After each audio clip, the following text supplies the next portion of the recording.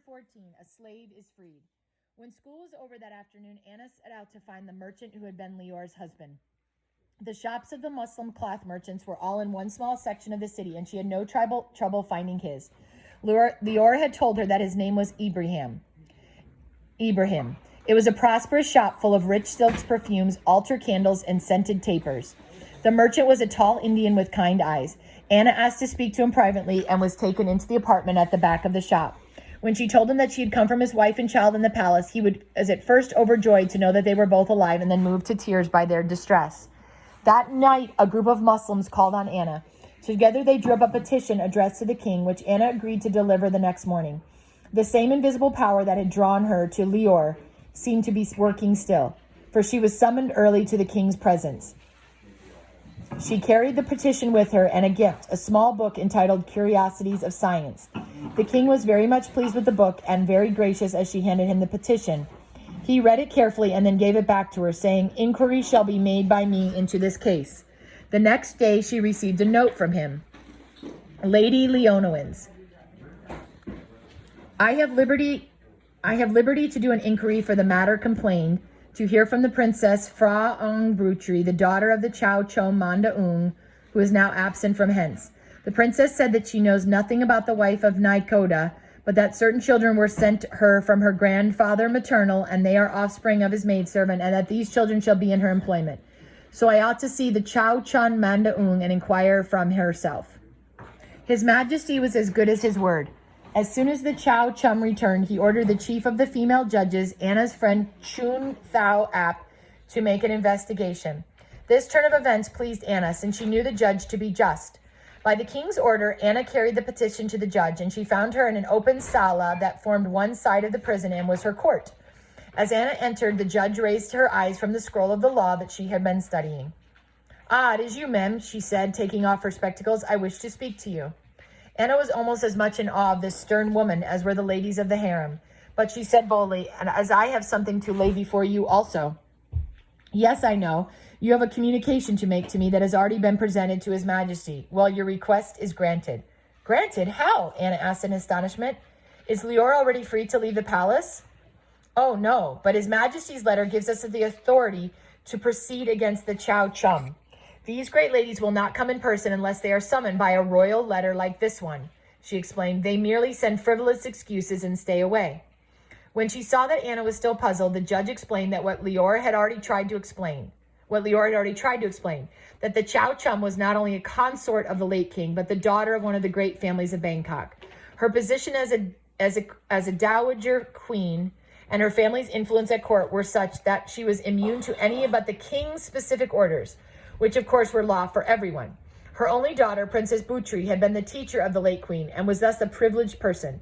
In addition, she was much admired as an authority on palace etiquette as a fine poet. Anna smiled at the last words. She had been right then in her guess that Lior's manner of speech was not an accident, but the result of her education. The judge sent a sheriff to summon the Chow Chum, the princess, and the slave woman. 2 hours later, the consort and the princess appeared, accompanied by an immense group of female slaves. The great ladies, who were both small and fine-boned, took their places on embroidered velvet cushions. There was an air of authority about them and a subdued insolence in their manner toward the judge. But the judge was unimpressed. The soft eyes in her heavy face were aloof. Only her graceful hands adjusted her spectacles as if better to see the women before her. She looked at the great ladies for a moment and asked, "Where is the slave woman Lior?" The old queen cast a malicious glance at the judge but did not answer. In the silence of the court, her unspoken defiance echoed more loudly than words. Around the open sala, a group of slave women and children had collected, crouching on their heels. Anna was deeply moved by the expression on their faces. One of their humbler number had challenged the great ladies of the palace, and they hardly dared to believe that she could succeed in gaining her freedom. They all knew her story. They saw the contempt on the faces of the queen dowager and her daughter. They looked from them to the severe face of the judge with anxious concentration, trying to fathom her expression. The Chow Chum had openly defied the judge. What would the judge do? Hope burned in unblinking eyes as they watched her, for they knew that the dark, stern woman before them was just and fair. She had as much respect for the rights of the humblest as for those of the queen dowager herself. The judge read aloud in a clear voice the letter she had received from the king. When it was finished, the dowager and her daughter saluted the letter by prostrating themselves 3 times before it. Then the judge asked the ladies, "Can you advance any reason why the slave woman Leor should not be freed when she has offered to pay the full price of her freedom?" Every eye in the crouching throng fastened on the face of the queen dowager. She spoke with difficulty, struggling to control the rage that shook her. "The slave Leora was born in bondage. We do not choose to free her since she has been useful to our daughter." The judge looked sterner, more impassive. She ignored the calculated discourtesy of the other woman and spoke in a slow, measured voice. "It is the law and custom of this country that the bond servants have the right to redeem themselves if they wish, and if they have the money with which to do it." "And what if every slave in my service should bring me the price of her freedom?" cried the Chow Chom. All eyes turned to the judge, every ear strained to catch a reply. "Then, ladies," she said with quick emphasis, "you would be bound to free every one of them. That is the law." "And serve myself?" screamed the dowager. The voice of the judge was as cool as a lake. "Even so, my august mistress," she said, bowing low. A sigh escaped the crowd. The Chow Chum turned very pale and trembled slightly. The judge went on in her measured tones, ignoring both the mounting excitement of the slaves and the blazing anger of the royal ladies. "The bond servant Leor desires to be free. It is the wish of the royal governess to redeem her, and His Majesty's pleasure that this shall be done in accordance with the law of servitude. I therefore declare and decree that the bond servant Leora is no longer the slave of the Chow Chom. I do further decree that the price of her redemption shall be set at 40 tickles. The dowager looked at Anna spitefully. "Let her purchase money be paid now, and she is freed from my service forever." Anna was distressed. She had not brought that much money with her. But the judge spoke directly to her as if the pettiness of the dowager were a small matter not worth her attention. "You are now the mistress of the Leor. I will have the Dika papers made out. Bring the money to me tomorrow, and all will be arranged." Thank you very much." Anna rose from the floor, her knees stiff and shaky. She bowed coldly to the great ladies, but they ignored her. This troubled her not at all, for her heart was full, and she returned home radiantly happy. The next day she presented herself at the court again. The judge handed her the Dika that freed Leor and ordered one of the female sheriffs to go with her to see the money paid and Leor liberated. Once more, Anna went through the tortuous alleys that ended at the brass door. Her heart was beating wildly as she pushed it open and stepped within. There was the slave chained as before, but the piazza of the deserted house was full of people. Anna's heart leaped in triumph. The princess and the Chow Chum sat there, surrounded by their sympathizing women. They pretended to be unaware of Anna's presence, but they had not dared to be absent. The sheriff was timid and hesitant, so obviously afraid of her official duty that Anna finally advanced alone. She opened her purse and took out 40 pieces of silver money. She had hardly laid them before the dowager when the angry woman dashed them away with her foot contemptuously. Anna ignored this childishness and kept her eyes fixed on the woman's face. Grudgingly, the dowager gave the order that Leora was to be released and allowed to go. A female blacksmith, a dark and heavy woman, moved to the side of the slave and removed her chains. Leora was free at last. To Anna's amazement, she did not move. When her chains fell off, she merely sank to the pavement and lay inert with her hands folded before her royal persecutors. Anna stepped forward and spoke to her, but Leora made no sound. It was as if the chains had fallen from her leg, but not her mind, leaving her as helpless as before. The thought had come to Anna when she had first talked to Leora that her long ordeal might have affected her mind, so that even physical freedom would not restore her. She could not drag Leora away by force, yet to leave her there would be a terrible humiliation, as well as a serious defeat of justice, and the death of hope in many hearts. She whispered, "What is the matter? What has gone wrong?" But the timid sheriff cast down her eyes and did not answer. Anna was profoundly troubled. She felt, as she often did in the harem, that she was walking on quicksand. The royal women on the piazza were chattering busily.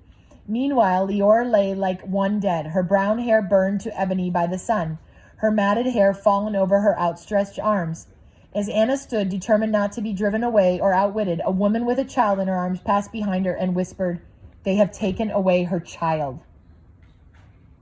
Oh, man. So that was it. She had not foreseen this maneuver. The royal ladies had planned cleverly and maliciously. Free the slave they must, since the king had ordered it, but nothing had been said about the child. The faces in the crowd were marked with sympathy and sadness, as if the miracle of Leora's freeing had been too much to hope for after all. Anna caught faint, half-whispered sighs. Then the woman said in her ear, "Go back. Demand to buy the child." There was nothing else to do. She went back alone and sad, more than half afraid that the case was lost. Leora would not leave her son, and Anna did not know whether there was any hope for him in the law or not. The judge was sitting on her strip of matting in the court when Anna reached it and stated her case. She said nothing but opened a casket, drew out a scroll, and started toward the house of the brass door, where the scene was just as Anna had left it. There sat the royal ladies, holding small jeweled hand mirrors and creaming their lips with a sublime air of indifference. There lay Leora, still lying before them, her face hidden on the pavement. As Anna and the judge appeared, the crowd of the slave women pressed in, and straining to see what the judge would do. She bowed courteously to the ladies and opened the scroll to read the law. If any women have children during her bondage, they shall be slaves also, and she is bound to pay for their freedoms as well as for her own. The price of an infant in arms is 1 tickle, and for every year of his life shall be paid 1 tickle. This declaration produced no effect whatsoever on the royal ladies, but a strong one on the crowd of slave women. One after another, they pressed coins into Anna's hand until she had the price of the child. She laid the 4 tickles down in front of the Chow Chom and the princess, who would not acknowledge them or her. The judge, seeing that they intended to do nothing about restoring the child to his mother, set one of the sheriffs for the boy. In half an hour, he was in his mother's arms. She did not start with surprise, but turned up to heaven a face that was joy itself.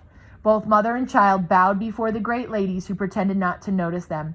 Then Leora tried to stand up and walk, and failing at first, laughed at her own awkwardness. Eager hands pulled her to her feet, and she limped and hobbled away. Borne along by the exulting crowd, at whose head marched the judge, her weakness and difficulty in walking did not lessen her radiance. With her face pressed close to her boys, she talked to herself and to him. How happy we shall be. We too have a little garden in your father's house. My Thuck will play in the garden. He will chase butterflies in the grass, and I will watch him all day long. The keepers of the gate handed flowers to the boy as Leora and Anna passed through, saying, Fu di chai nakna, di chai nakna. Merciful Buddha, we are very glad indeed, very, very glad indeed. In some mysterious way, the news had spread outside the palace. Before Anna, Leora, and Thuck had more than stepped through the gates on their way to the river, they were surrounded by a host of Malays, Indians, Siamese, and Chinese, who had loosened pieces of their clothing and converted them into flags. So with an army of many-colored banners flying, the men, women, and children running and shouting along the banks of the Chao Phraya, Leora and her son were put into a boat and took them down the river to their home. The next day, the merchant called on Anna to repay the money she had advanced for his wife and child, and to tell her that his son's name of Thuck, for sorrow, had been changed to Free. And that's the end of the chapter 14.